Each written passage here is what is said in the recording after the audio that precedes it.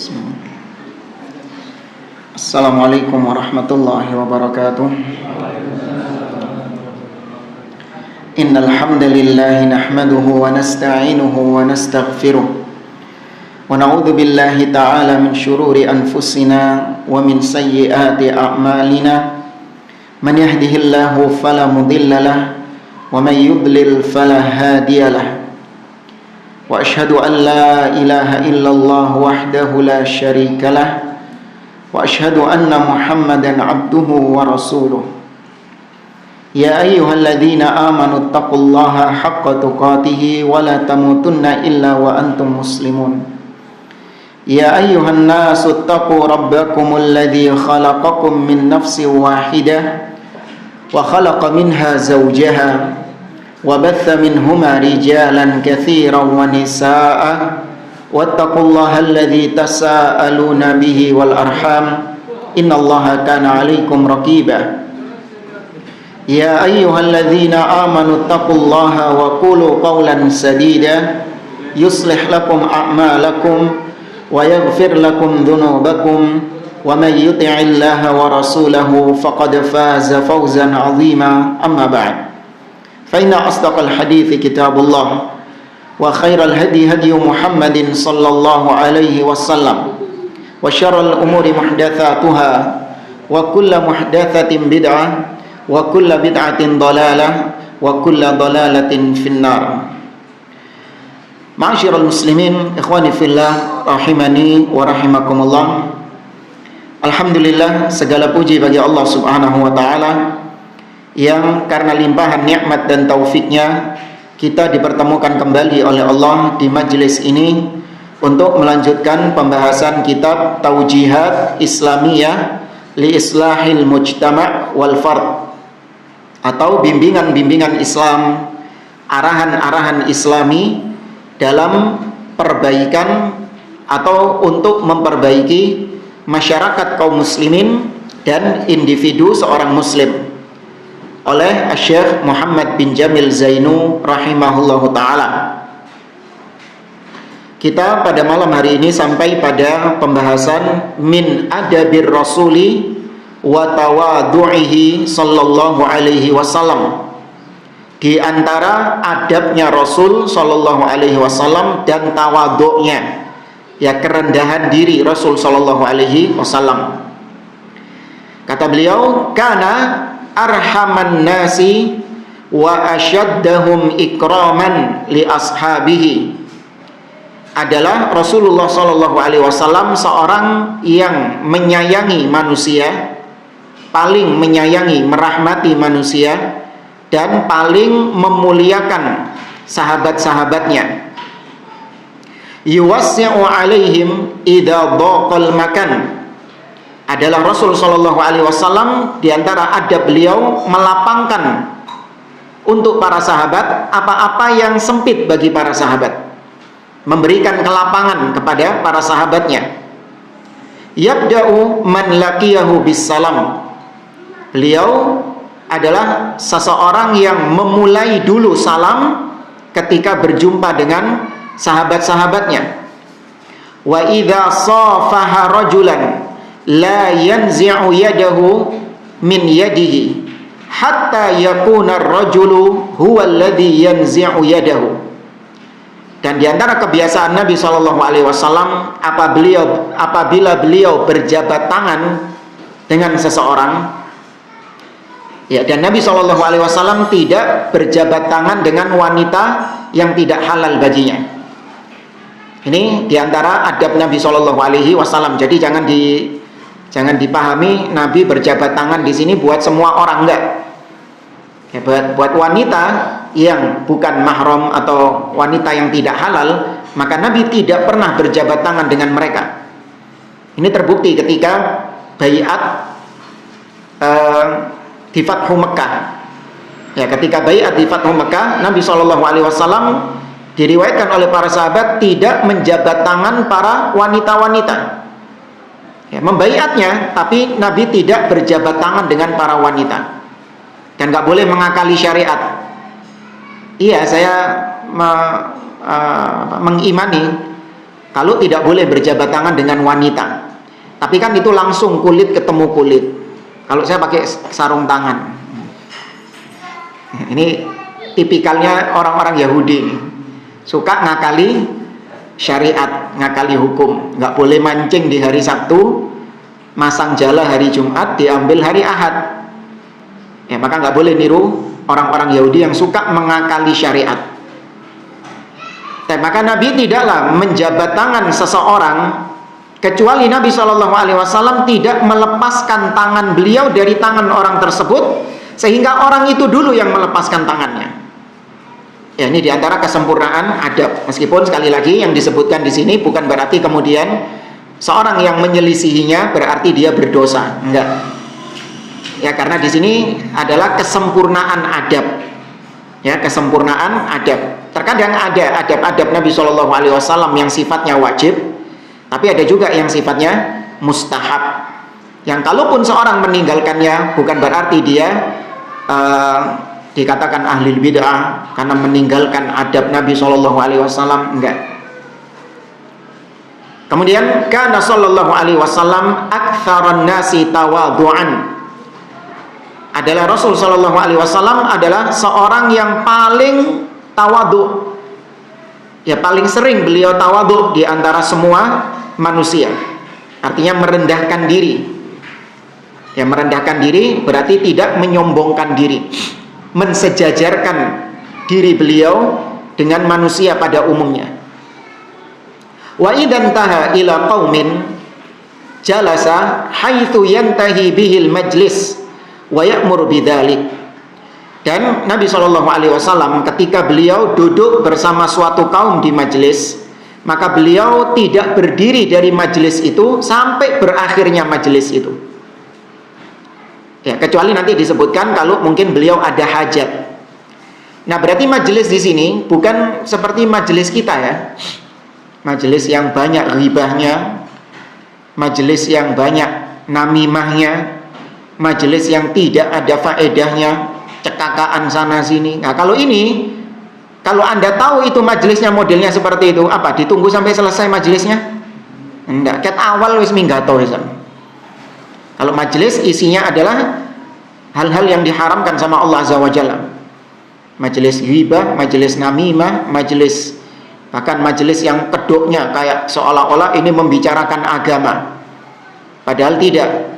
Yang dibicarakan di situ justru mengobok-ngobok agama, iya. Ya, mengobok-ngobok agama. Maka kalau yang demikian majelisnya langsung pergi.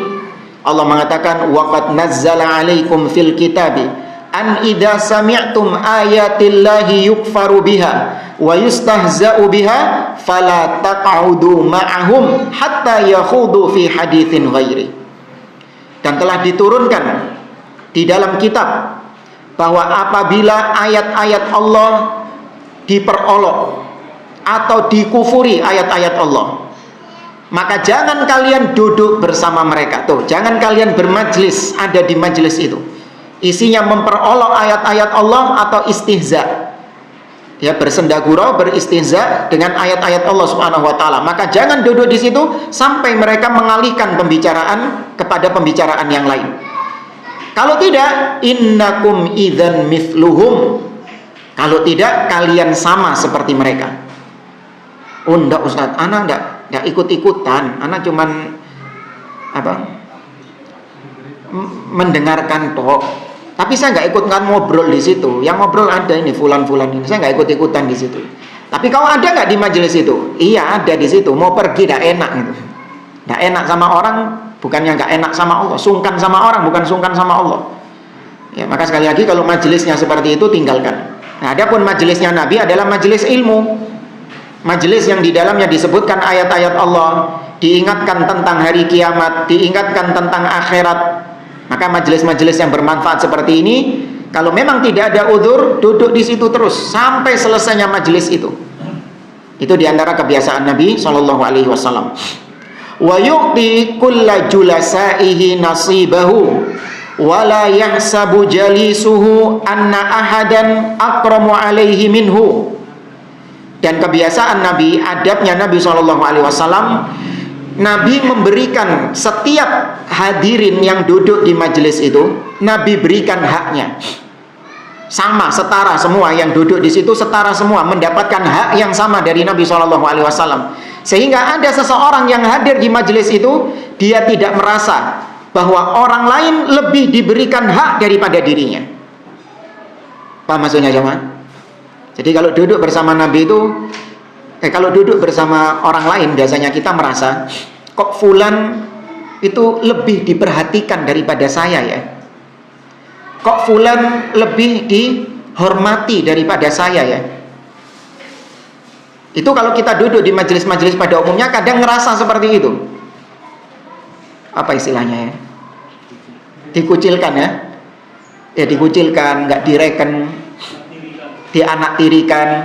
Kalau Nabi nggak peduli ini orang kaya, ini orang miskin, ini orang merdeka, ini budak, diberikan hak yang sama oleh Nabi SAW, sehingga tidak ada yang minder di majelis itu, nggak ada yang merasa dikucilkan di majelis tersebut.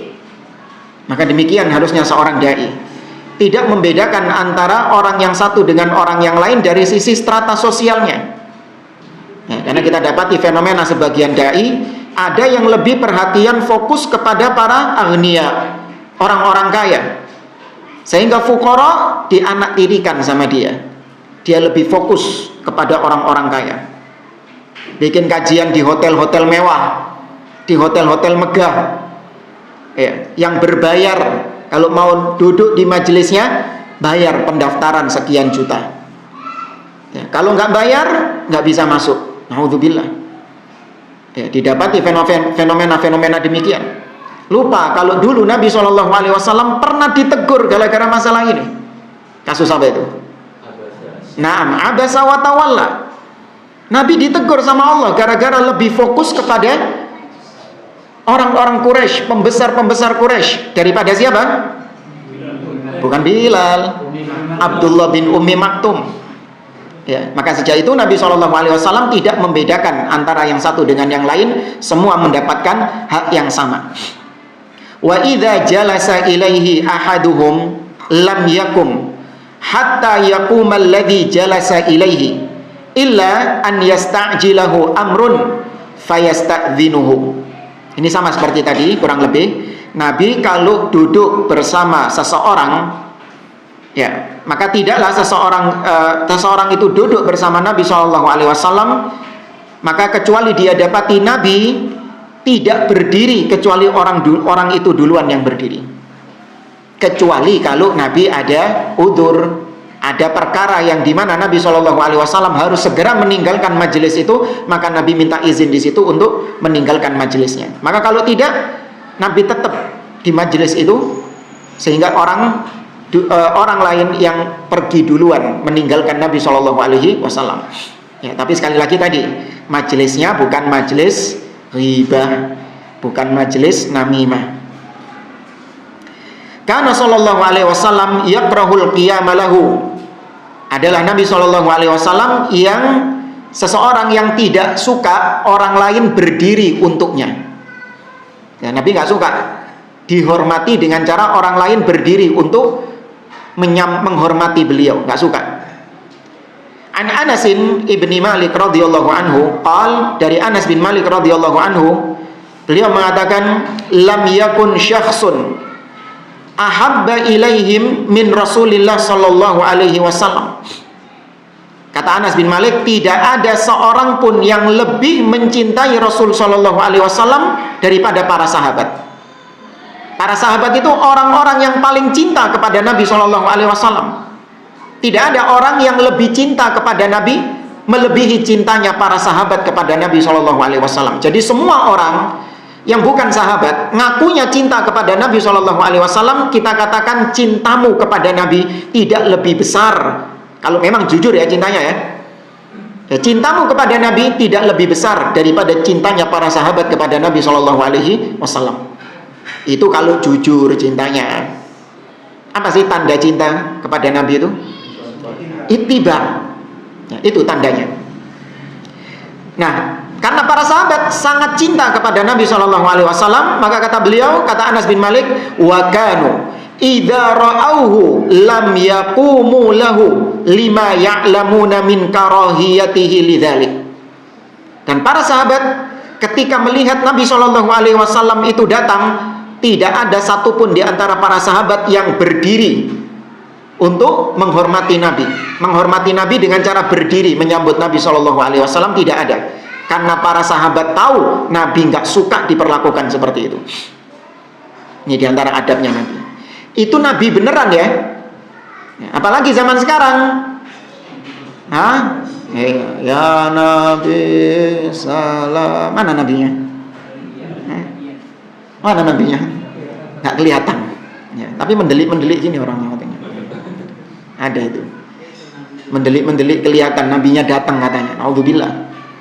Ya, disambut dengan apa? Berdiri. Wis nabine gak ono menyelisihi Nabi di sana. Ya, para sahabat yang cintanya kepada Nabi tidak ada yang berdiri untuk menghormati atau menyambut beliau. Tapi ini sahih diriwayatkan oleh Imam Ahmad dan At-Tirmidzi. Wa kana sallallahu alaihi wasallam la yuwajihu ahadan bima yakrah. Kata beliau, Nabi sallallahu alaihi wasallam tidaklah menemui seseorang dengan apa-apa yang tidak dia sukai. Ya, Nabi tidak pernah menemui seseorang dengan sesuatu yang tidak disukai sama orang tersebut. Ya'udul marid, Nabi gemar mengunjungi orang sakit. Ya, penting mengunjungi orang sakit jamaah. Di antara faedahnya adalah untuk menumbuhkan syukur kepada Allah Azza wa Jalla.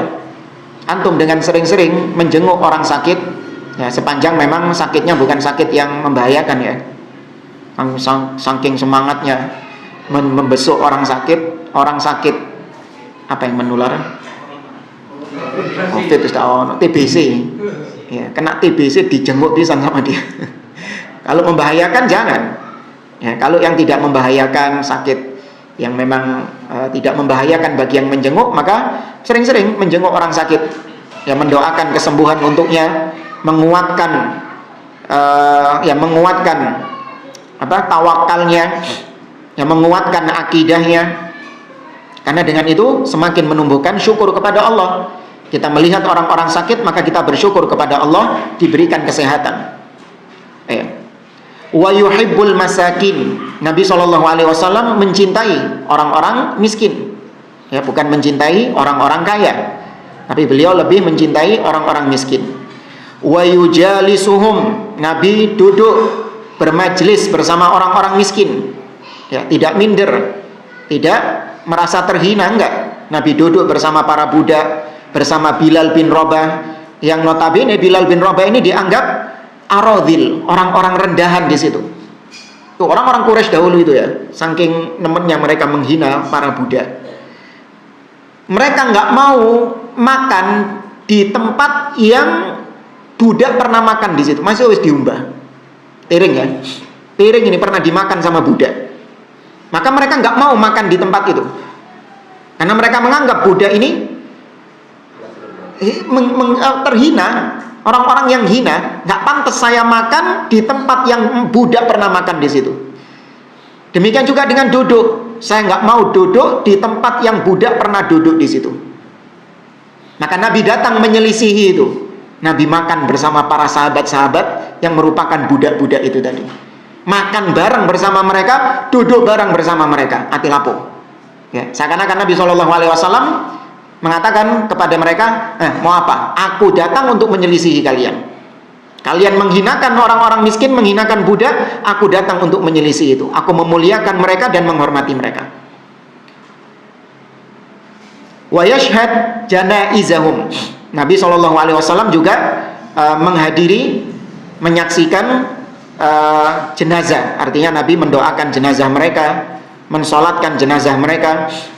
Wala yahkiru faqiran li faqrihi. Nabi tidak pernah merendahkan, meremehkan orang-orang fakir karena kefakirannya, karena kemiskinannya. Tidak. Wala yahabu malikan li mulkihi. Nabi SAW juga tidak pernah mewibawakan. Apa mewibawakan di sini? Mengistimewakan. Nah, ya, mengistimewakan, menganggap wibawa para raja-raja karena kekuasaan yang dia miliki. Enggak. Yu'adzim an-ni'mah. Nabi SAW adalah sosok yang mensyukuri nikmat, benar-benar membesarkan nikmat. Nikmat kecil, tapi di hati Nabi SAW itu nikmat yang besar. Nah, ini soro jamaah, susah. Kalau kita tidak memiliki kesadaran ini, berarti kita syukurnya kurang kepada Allah Azza wa Jalla. Karena biasanya kita ini bersyukur kepada Allah kalau dikasih nikmat yang apa? Besar. Adapun nikmat-nikmat kecil, jangankan bersyukur, nganggap nikmat saja enggak. Oh, itu nikmat dah, tak kira itu hal yang biasa itu. Oh, tiba no nikmat itu. Iya. Apa nikmat? Bisa kedip, mata bisa kedip, ya kan? Tangan bisa bergerak. Ya kan? Seorang mungkin menganggap, wah, ini biasa, Ustaz. Ya, ini sudah kewajiban Allah atas saya, ya kan? Ini memang sudah tugasnya Allah ngasih seperti ini biasa. Orang-orang juga banyak yang kayak gini, bisa menggerakkan tangannya, bisa jalan, bisa kedip, banyak kayak gitu kok. Jangankan bersyukur, dianggap nikmat saja enggak. Nah, ini di antara manfaatnya sakit. Ketika Allah cabut nikmat itu, baru kroso kalau itu nikmat yang besar. Tadi yang nggak bisa gerak, yang bisa gerak tadi itu, Allah cabut, stroke. Stroke deh. Nggak bisa menggerakkan jarinya. Nggak bisa menggerakkan jarinya dia. Akhirnya terapi. Ya, terapi akhirnya. Terapi sampai akhirnya dia bisa menggerakkan jarinya. Satu yang bisa dia gerakkan. Apa yang dia ucapkan? Oh, alhamdulillah gitu. Satu digerakkan, alhamdulillah, luar biasa. Syukur luar biasa. Padahal bertahun-tahun dia diberi nikmat itu, tidak bersyukur kepada Allah. Dia bisa makan, dia bisa minum, ya, bahkan tubuhnya bisa mengolah makanan dengan baik, bisa buang air. Ini nikmat jemaah, ya kan? Bisa buang air, nikmat.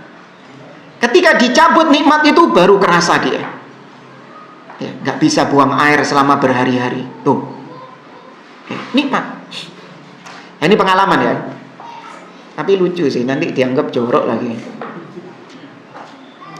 Dulu waktu kita diuji dengan sakit, kena COVID, kita pernah positif dulu, ya kan? Cuman alhamdulillah nggak sampai terlalu berat, sampai pakai selang, enggak, alhamdulillah. Kita ngerasanya ya cuman badan lemes, terus sama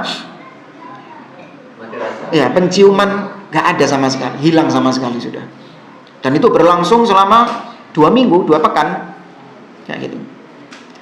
Tahu kapan penciuman itu dikembalikan lagi? Ya, mohon maaf ya. Ketika buang angin, jemaah. Ketika buang angin. Biasanya antum kalau ada yang buang angin itu, ya iya, saya wajar gitu, bukan terus ini. Tapi enggak. Di sini dibalik konsepnya sama Allah Azza wa Jalla. Buang angin dulunya kita enggak menganggap itu nikmat. Ya kan? Sekarang dengan buang angin itu nikmat. Mampu gitu. Iya. Iya, bisa mencium baunya. Bahkan tak cari lagi. Gitu. Ya. Ini akhirnya kita sadar bahwa itu adalah nikmat dari Allah Azza wa Jalla. Nah, Nabi SAW orang yang punya kebiasaan mensyukuri nikmat wa in qallat, kata beliau. Meskipun itu nikmat yang kecil, nikmat yang sedikit, disyukuri sama Nabi SAW. Fama 'aba ta'aman qat. Nabi SAW tidak pernah mencela makanan sedikit pun. Ya, tidak pernah mencela makanan sedikit pun. Ya, ini kena ini kita ini. Berapa banyak kita mencela makanan. Ya, kalau nggak suka sama makanan kita cela. Apa dulu itu? Pernah apa namanya? Istri masak sayur-sayuran, bayam, apa namanya, kangkung gitu. Temanya itu sayur semuanya. Kita bilang kayak no wedhus ya. Iya, kayak no wedhus ya. Nah, ini termasuk mencela makanan. Ya, Nabi SAW kalau nggak suka sama makanan nggak dicela sama beliau, cukup ditinggalkan, nggak dimakan sama Nabi SAW. Tapi nggak dicela. Iki panganane wedhus kok mbok kekno aku. Wedhus, kambing makan daun. Nah, kemudian manusia makan kambingnya, gitu. Kok ini enggak? Bilangnya gitu dulu. Kambingnya dimakan juga, makanannya kambing juga kita makan. Nah, ini kan mencela makanan juga yang jatuhnya. Dan ininya itu bukan kebiasaan Nabi. Inishtahahu akalahu wa illa tarokahu. Kalau Nabi suka, maka Nabi makan. Tapi kalau Nabi tidak berselera, maka Nabi cukup meninggalkannya. Seperti dob. Ya, dob, kadrun. Ya kan? Dob itu kan kadrun, kadal gurun. Nabi nggak suka. Namun Nabi SAW tidak mencelanya. Ya, Nabi hanya mengatakan innahu laisa min qaumi. Dob itu bukan termasuk makanan kaumku. Ya, Nabi cuma menjelaskan saja alasannya. Karena ditanya oleh para sahabat, Khalid bin Walid mengatakan, "Aharamun wa Rasulullah, apakah ini haram?" La, walakinnahu laisa min qaumi, itu bukan termasuk makanan kaumku. Sudah, Nabi enggak mencela.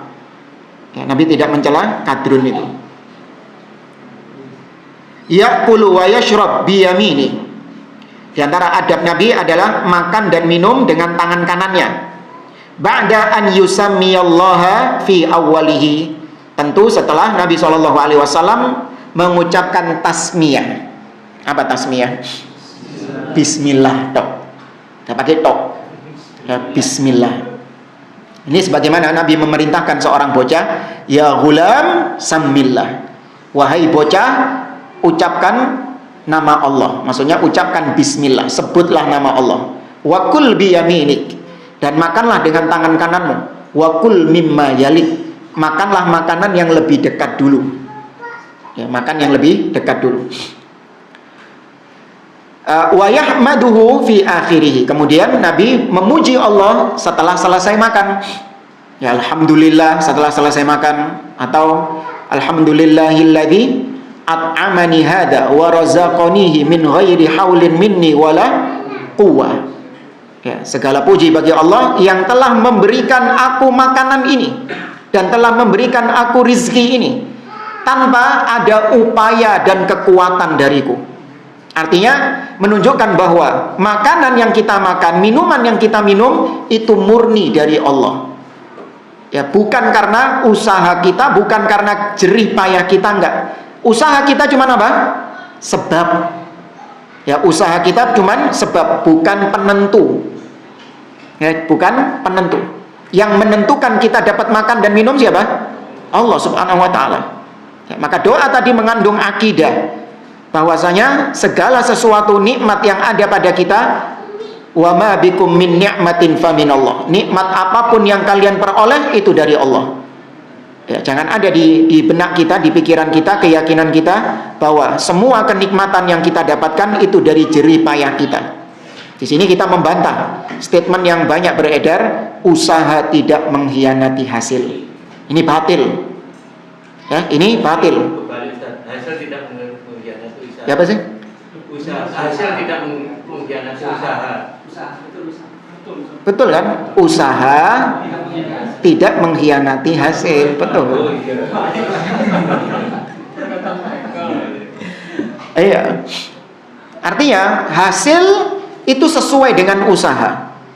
Betul nggak kayak gitu?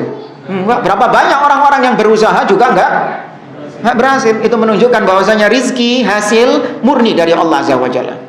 Terus kita nggak berusaha dong? Tetap berusaha. Usaha kita hanya sebatas sebab. I'malu, kata Nabi, beramallah, berusahalah, fakullun muyassarun lima khuliqalahu. Semua akan dimudahkan sesuai dengan apa yang Allah ciptakan. Ya. Maka dalam doa makan tadi ada akidah yang terkandung. Alhamdulillah alladzi at'amani hada wa razaqanihi min ghairi haulin minni wala quwwah. Quwwah di situ bukan dudu ya. Quwwah kok dikira dudu. Min ghairi haulin minni wala quwwah. Ka ono duduhe. Bukan. Quwwah artinya kekuatan. Nah.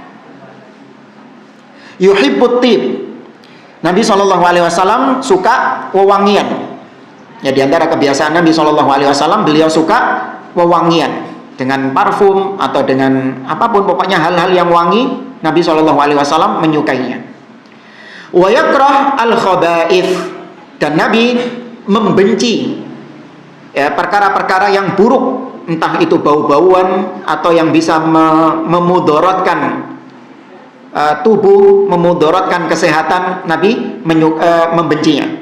Allah berfirman dalam surat Al-A'raf, kata Allah Subhanahu wa taala, alladzina yattabi'una ar-rasula an-nabiyyal ummiyal ladzi yajidunahu maktuban 'indahum fit taurati wal injil ya'muruhum bil ma'ruf wa yanhahum 'anil munkar wa yuhillu lahumut thayyibat wa yuharrimu 'alaihim al-khaba'ith. Nabi itu menghalalkan at-thayyibat, yang baik-baik, termasuk tib. Nah, itu dari kata thayyib, yang baik-baik, yang wangi-wangi.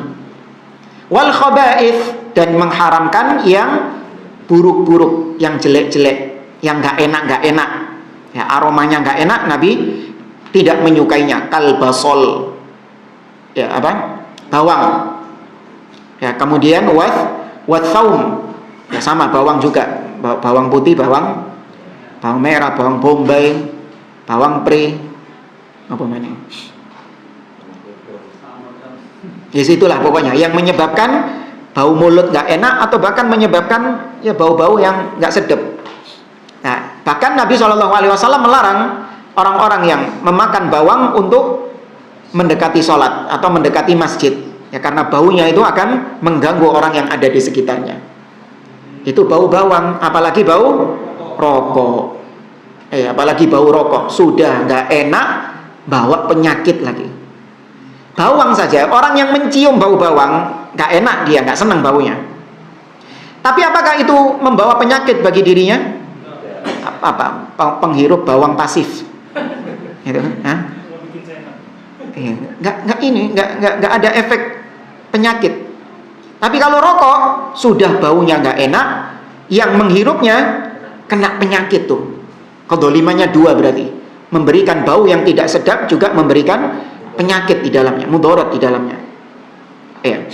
Maka yang seperti ini kok masih dikatakan makruh, ya kan? Masih dikatakan makruh. Mendolimi orang lain loh itu. Masa mendolimi orang lain itu makruh? Ya, tapi ya sebagian perokok, alhamdulillah fitrahnya itu kalau ditanya masih lurus dia. Kita ditanya, apa reaksimu kalau ada orang yang merokok di samping istri dan anak-anakmu yang masih kecil? Paham ya? Ada orang yang merokok di samping istri dan anak-anakmu yang masih kecil. Kau tegur dia untuk mematikan rokoknya, atau kau pindahkan istri dan anakmu, atau kau biarkan? Suami yang waras, yang masih punya akal, pasti dia tidak memilih kecuali ya menghindarkan diri dari rokok tersebut, entah dengan cara ditegur atau dengan dipindahkan istri dan anaknya dari tempat lain. Nggak mungkin membiarkan istri dan anaknya di situ, kecuali suami yang LCD-nya sudah kena, ya sudah rusak, LCD-nya kena sudah. Kemudian kata beliau, wa amthaliha, tuh yang semisal dengannya, bawang putih, bawang merah atau apapun yang semisal dengannya, li raihatiha, karena baunya, aromanya yang tidak sedap. Ya, maka seorang muslim itu memperhatikan bau, aroma-aroma yang timbul dalam dirinya. Ya, nggak perlu dia menunggu orang lain menegurnya dia. Ya, dia harusnya memiliki kesadaran diri, entah mulutnya atau badannya atau apa yang membuatnya orang di samping dia itu menjadi nggak nyaman. Nggak apa-apa kok, teman-teman diam semua. Iya, diam semua karena mereka menghormati engkau, sungkan sama engkau. Ya, tapi hendaknya kau memiliki kesadaran diri.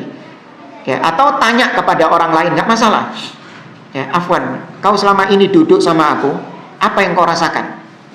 Ya, apakah bau mulutku tidak sedap atau bau badanku tidak sedap? Kalau orang itu jujur mengatakan, iya ya akhi, ya, yang selama ini anak rasakan kayak gitu.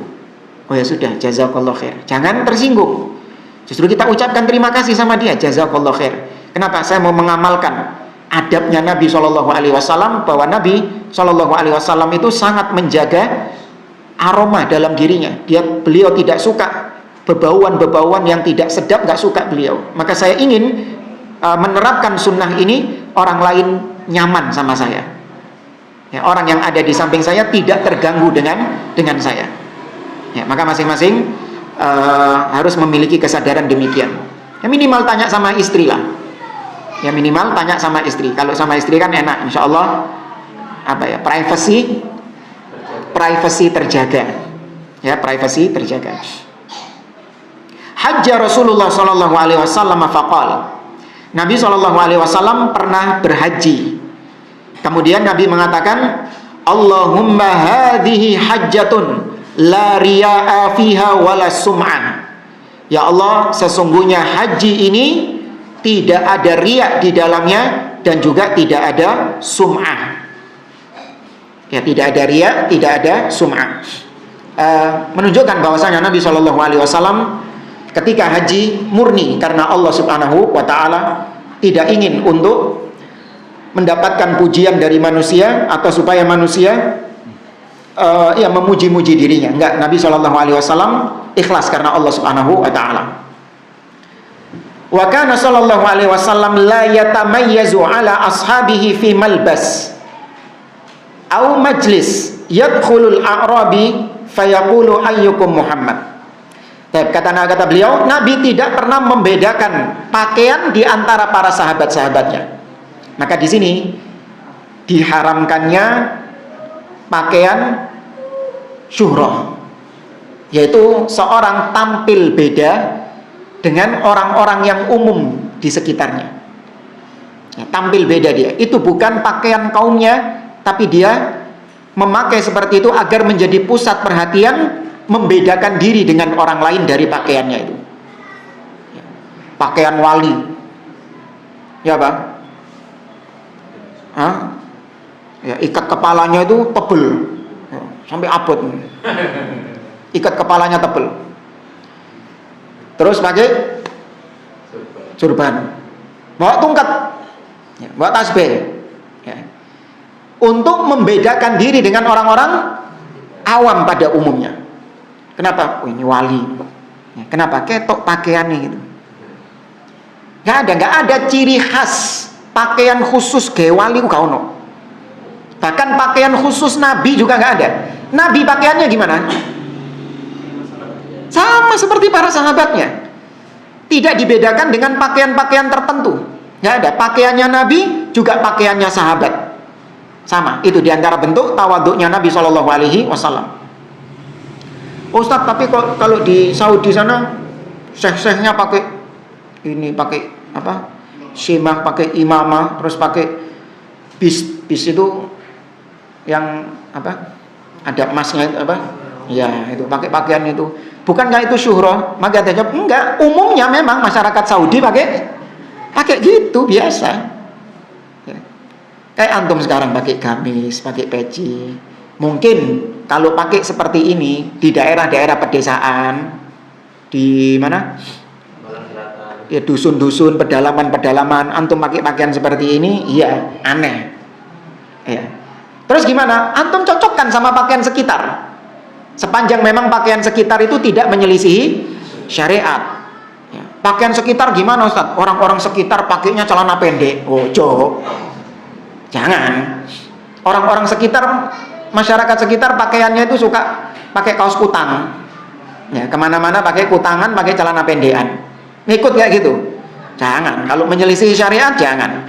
Tapi kalau masyarakat sekitar kita pakaiannya pakaian-pakaian, ini pakai sarung, terus pakai kemeja atau pakai baju, ya loreng-loreng biasa, pakai songkok, ya kan? Pakai songkok. Ikut sudah pakai pakaian gitu. Ikut supaya tidak terjadi pembeda antara Anda dengan mereka. Ya, supaya membaur dengan mereka. Ya, sepanjang tadi pokoknya tidak ada perkara-perkara yang haram di situ. Boleh antum berbaur dengan kaum muslimin. Ya, yang wanita juga demikian. Ya, kalau wanita pakaian sekitarnya jelas menyelisih syariat, nggak boleh. Ya, misalnya ke Eropa. Ya, di mana pakaian mereka? Wah, mereka pakai bikini. Melok pakai bikini? Ojo. Ya. Kalau perempuan enggak, tetap dia menutup auratnya, meskipun berbeda dengan masyarakat pada umumnya, iya mau nggak mau. Ya, karena masyarakat umumnya pakaiannya tidak syar'i. Ya. Makanya antum kalau ditanya, apa sih definisi pakaian syar'i itu?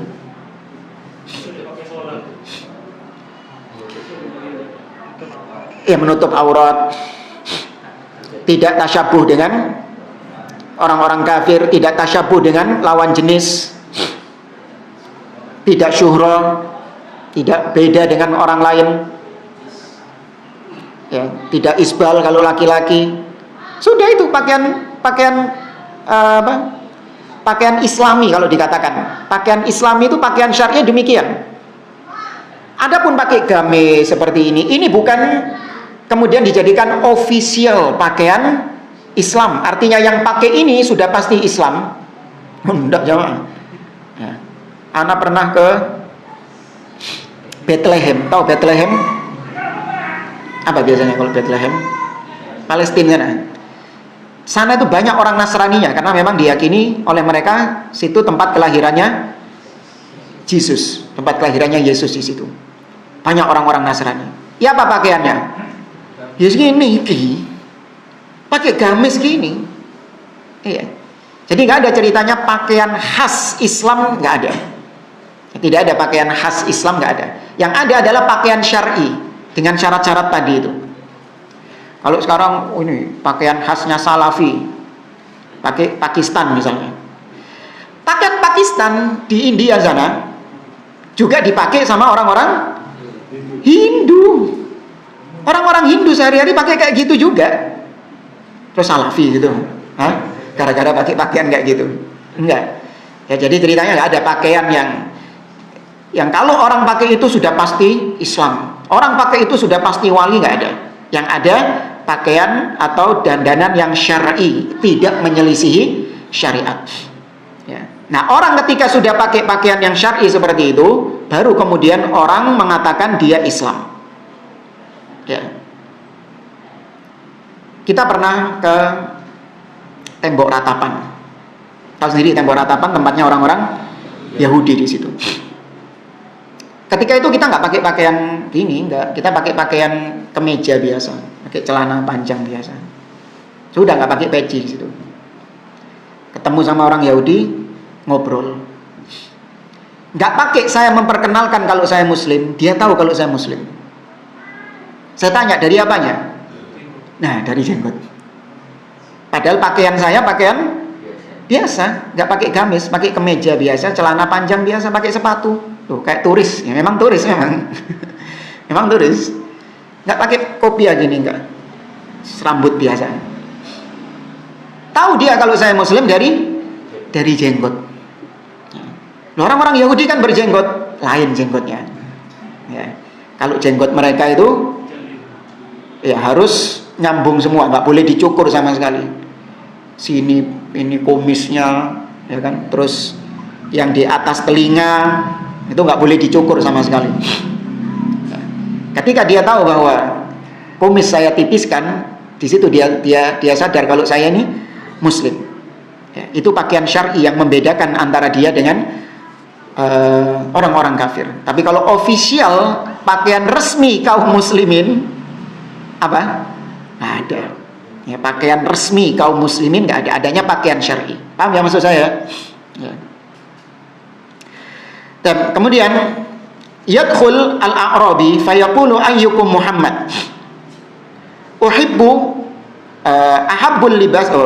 Pernah suatu ketika ada orang Arab Badui. Orang-orang Arab Badui ini terkenal apa ya? Selengean. Karpe dewe. Ya karena memang hidupnya ini ya, hidupnya di jabal, di gunung-gunung. Intinya orang-orang yang kencing di masjid, tahu ya? Koncone sing kencing-kencing di masjid itu kalau tanya kepada Nabi SAW, Muslim mereka, tapi kalau tanya kepada Nabi SAW, pertanyaan-pertanyaan itu wani-wani, berani-berani. Yang sahabat saja sungkan mau nanya seperti itu, nggak berani mau nanya seperti itu. Makanya diriwayatkan sebagian sahabat itu sering nyuruh Arab-Arab Badui itu untuk tanya kepada Nabi SAW pertanyaan-pertanyaan yang mereka takut mau nanya kepada Nabi. Karena kalau mereka yang tanya, semprot sama Nabi. Tapi kalau Arab Badui yang nanya, dimaklumi sama Nabi SAW. Nah, diantaranya ini, pernah ada Arab Badui datang di suatu majelis, dengan lantang dia mengatakan, ayyukum Muhammad, mana diantara kalian yang bernama Muhammad? Sahabat ngomong gue ngono, gak wani. Ya, sahabat gak pernah memanggil nama Nabi langsung. Sahabat yang di kota maksudnya, yang tinggal di sekeliling Nabi. Tapi kalau Badui-Badui ini berani. Dan Nabi memaklumi karena memang mereka jauh dari peradaban. Ahabbul libas ilaihi al-qamis. Nah, pakaian yang dicintai, yang paling disukai sama Nabi SAW adalah qamis, gamis. Itu pakaian yang paling dicintai sama Nabi. Thawbun tawilun linisfi saqaihi. Pakaian yang panjang yang sampai setengah betis. Ya, ini dicintai oleh Nabi SAW di antara semua pakaian-pakaian yang ada di situ. Namun tidak ditemukan riwayat Nabi memerintahkan umatnya untuk pakai gamis. Ya, maka seorang ketika dia memakai gamis dalam rangka dia mencintai apa yang dicintai Rasul SAW, ya semoga dia mendapatkan pahala dari itu.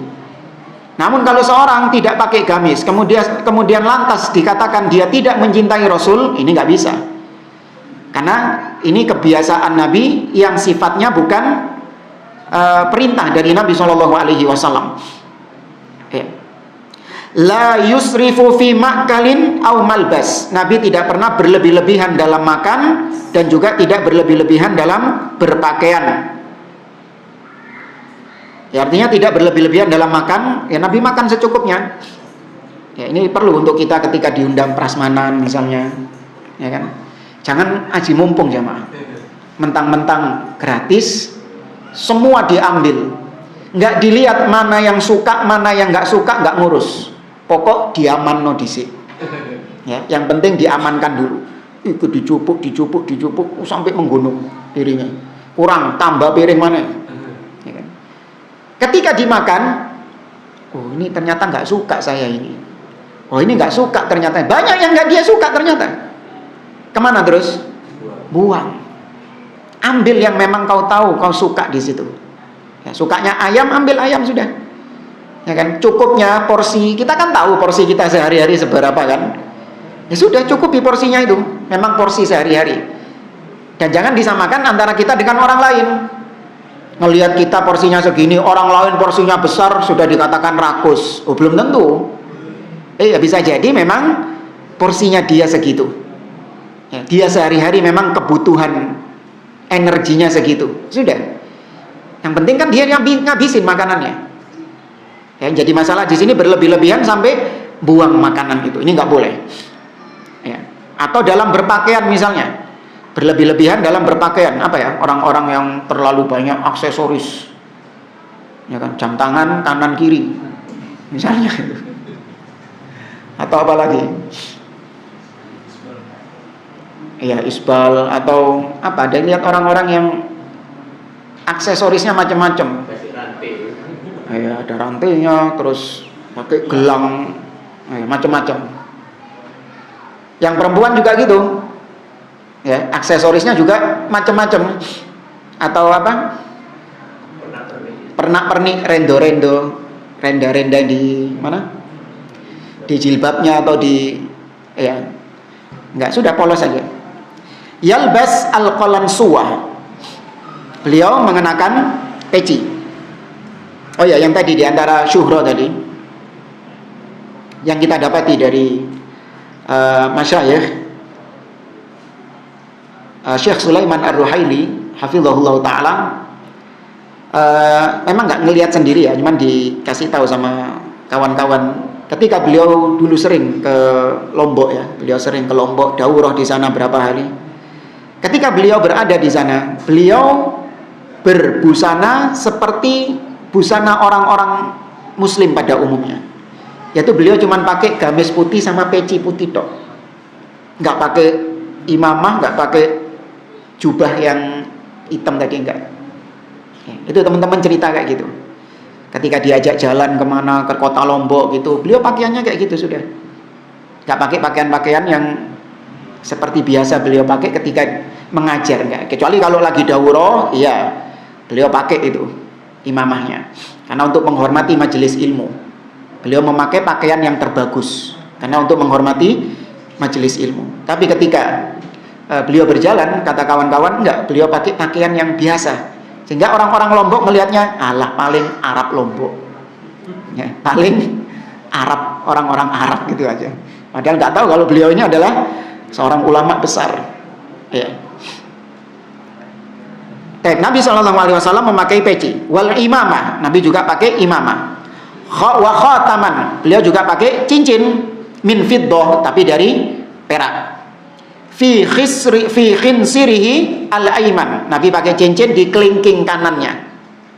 Walahu lihyatun kabiratun, Nabi pakai cincin itu biasanya buat stempel, ya, buat stempel beliau. Dan beliau lihyatun kabirah, beliau memiliki jenggot yang lebat, ya, jenggot yang besar. Dan kalau jenggot ini ada perintahnya.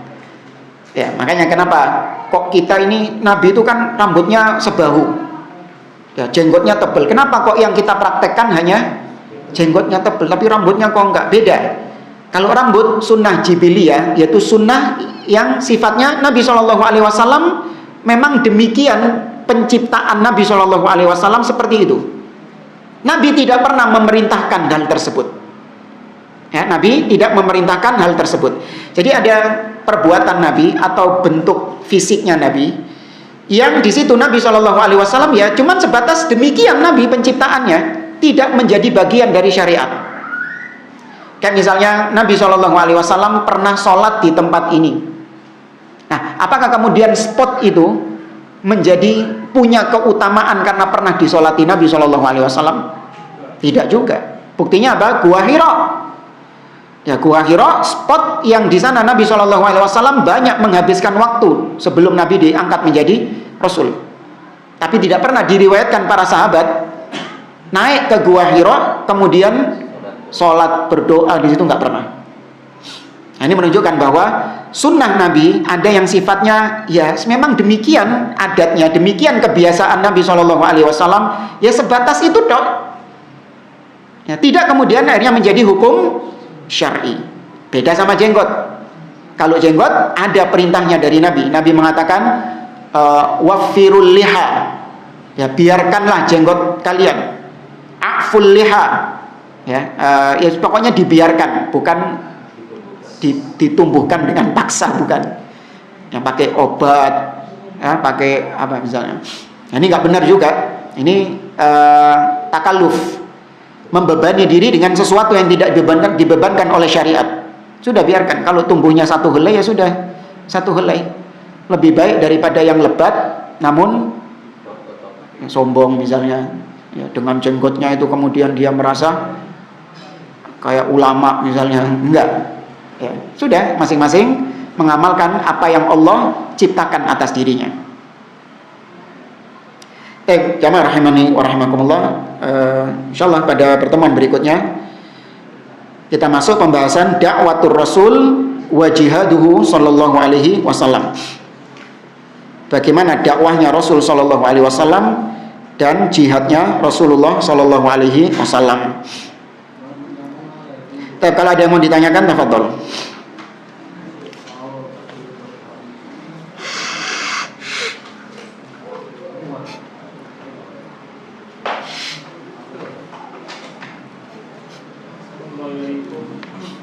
Kalau misalkan kita itu bukan untuk berpakaian sopro, tapi sekali-kali menggunakan imamah atau sorban, macam-macam lah, biar masyarakat juga lihatnya bahwasanya umat Islam itu beragam.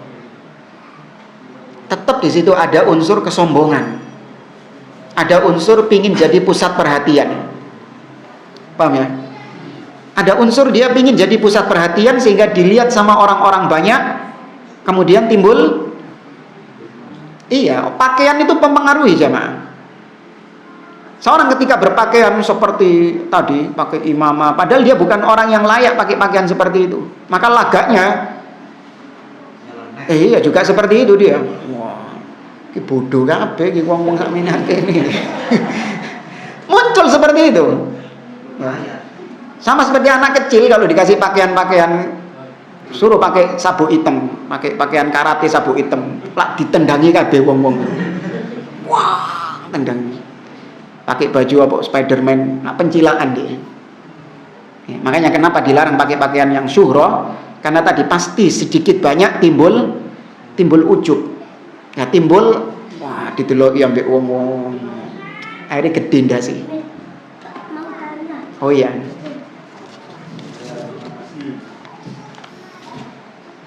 Tuh, gambar.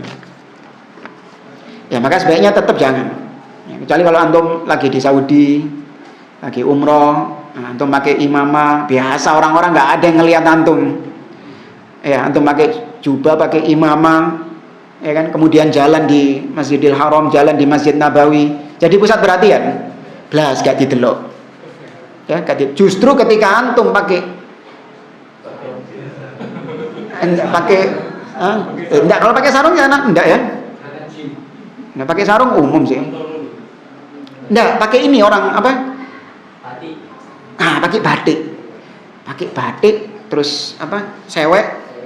Ya, sak blangkone bisa. Iya. Loh, ada. Ada orang-orang pakai kayak gitu. Nah, ini baru jadi pusat perhatian dia. Pakai pakaian adat kayak gitu itu jadi pusat perhatian. Jadi kalau dia posisi khutbah kadang teman-teman itu sebagian kayak gitu.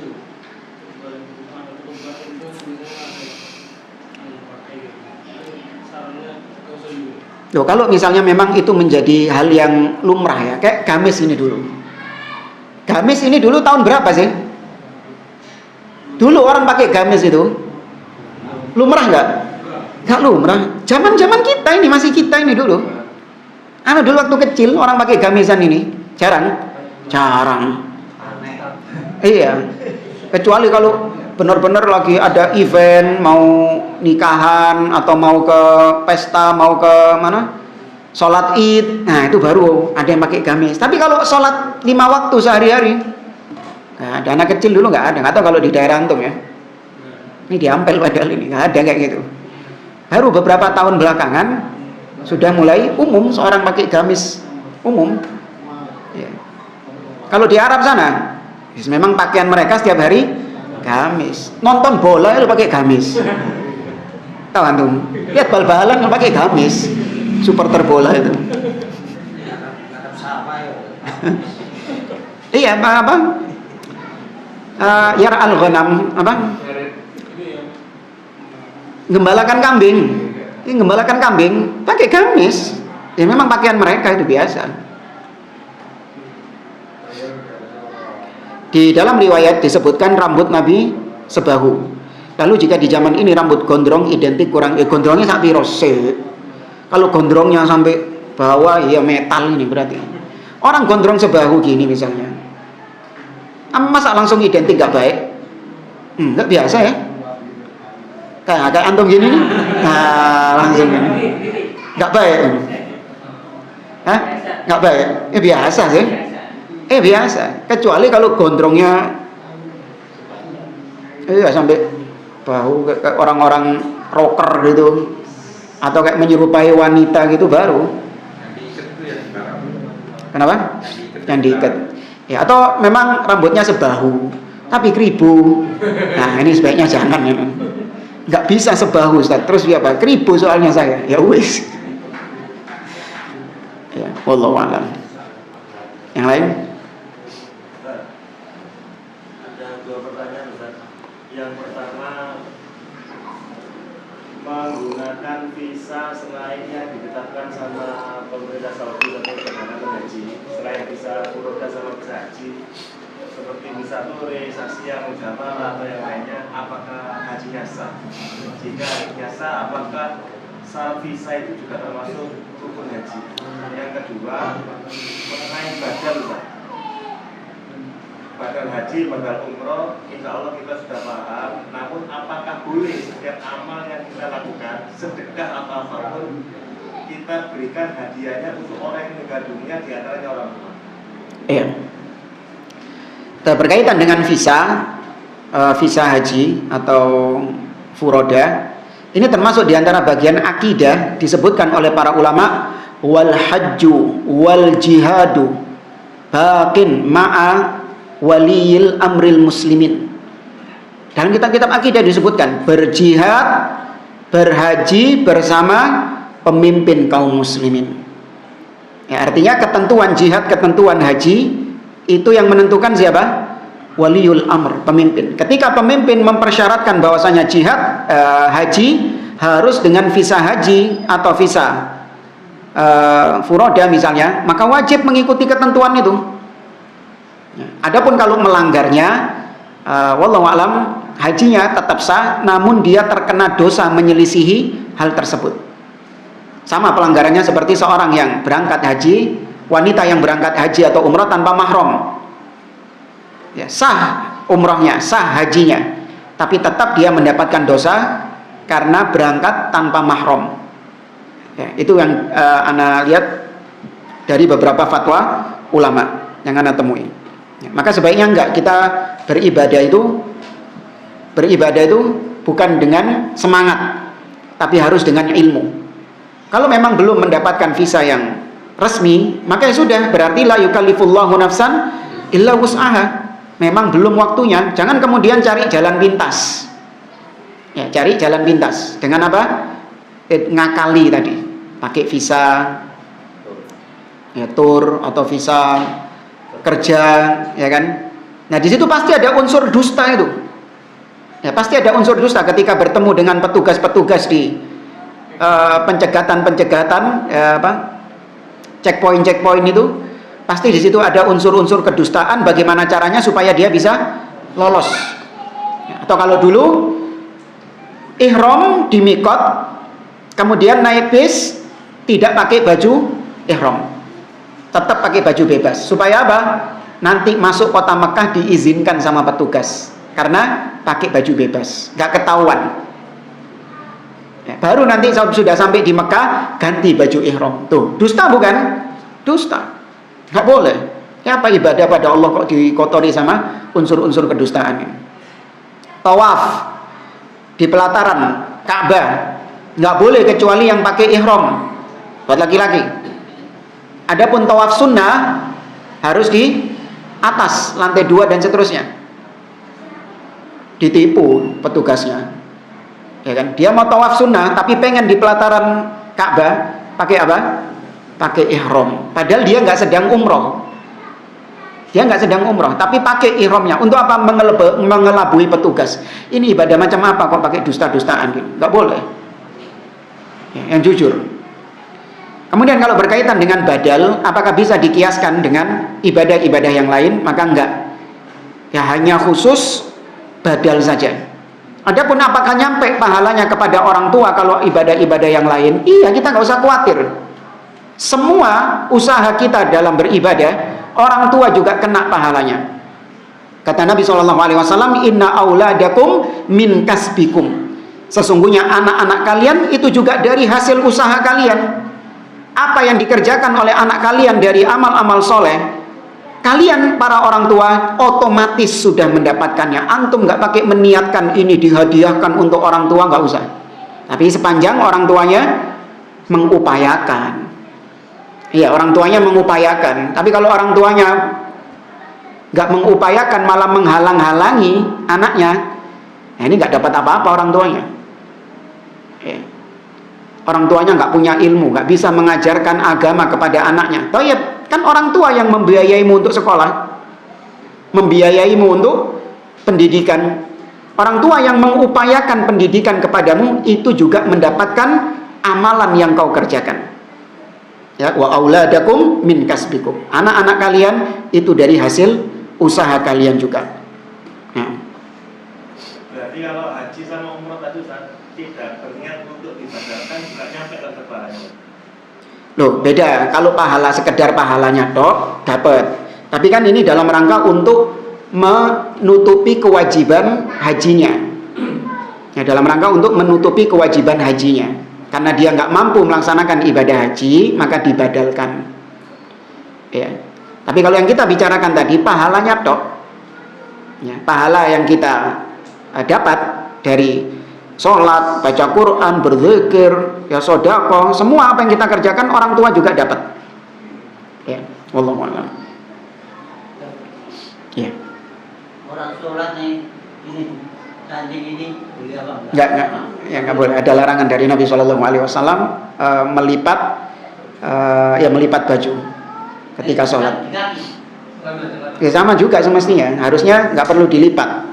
Ya kalaupun isbal, ya harusnya dipotong. Iya. Kalau imam kita tahu imamnya takut dilipat. Sudah kesalahan itu tidak. Artinya kita tahu, kita tetap makmum. Ya kalau sahnya tetap sah, cuman ya situ dia ada pelanggaran, ada cacat di situ yang mengurangi kesempurnaan. Itu bukan cacat yang menyebabkan batalnya sholat, bukan. Kesempurnaan sholatnya tidak sempurna. Ya, wallahu a'lam. Ada pernah disebut di sifat sholat Nabi ya? Ada nggak? Ada kalau nggak salah. Ya ada di awal-awal sifat sholat Nabi itu disebutkan kok.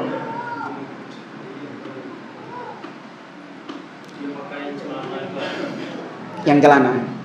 Celana dulu itu waktu di Jakarta. Cukup ya.